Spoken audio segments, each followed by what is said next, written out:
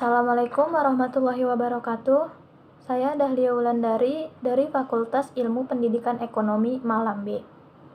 Dengan nomor induk mahasiswa 18721500018 dengan syarat penilaian UTS mata kuliah Filsafat Pendidikan dengan dosen pengampu Ibu Eka Putri, SPD, MPDE. Di sini saya akan menjawab pertanyaan-pertanyaan. 1. Jelaskan arti filsafat dan makna pendidikan. Filsafat yaitu pengetahuan yang diperoleh dengan cara berpikir logis, kebenarannya hanya dipertanggungjawabkan secara logis pula. Makna pendidikan. Secara umum, makna pendidikan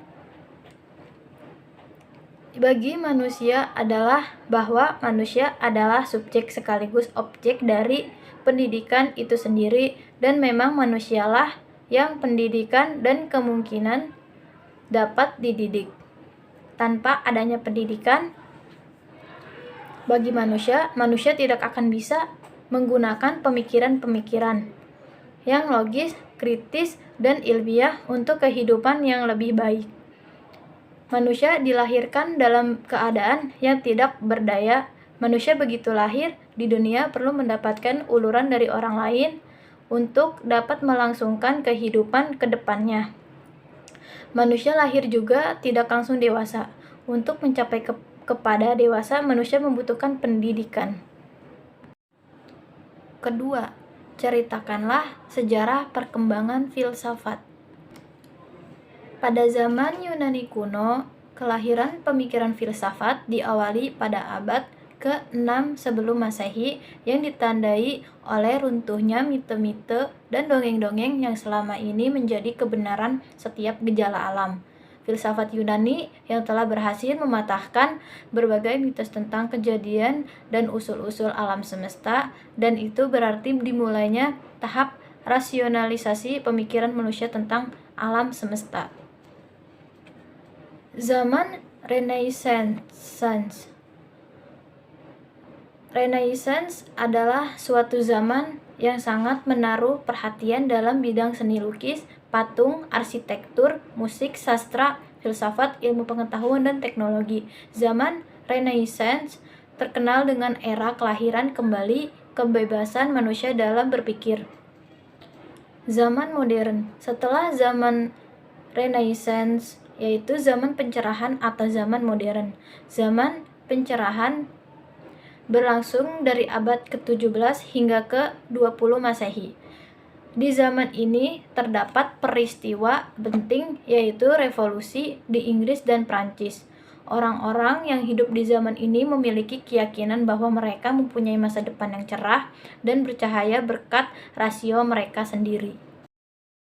3. Jelaskan hubungan antara filsafat, manusia, dan pendidikan dalam upaya mengembangkan sumber daya manusia. Hubungan antara filsafat, pendidikan, dan manusia secara singkat adalah sebagai berikut. Filsafat digunakan untuk mencari hakikat manusia sehingga diketahui apa saja yang ada dalam diri manusia.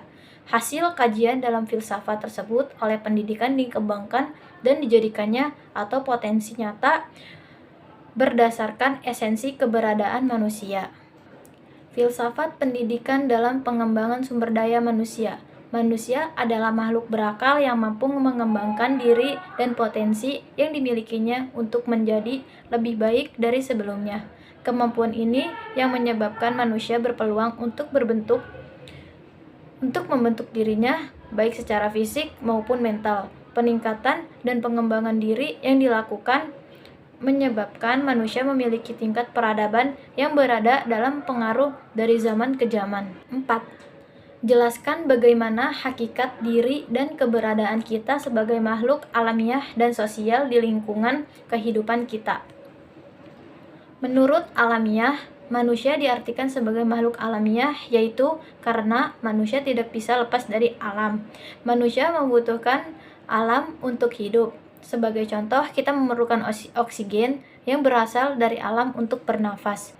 Menurut sosial, manusia sebagai makhluk sosial pada dasarnya adalah kesadaran manusia tentang status dan posisi dirinya adalah kehidupan bersama, serta bagaimana tanggung jawab dan kewajibannya di dalam kebersamaan.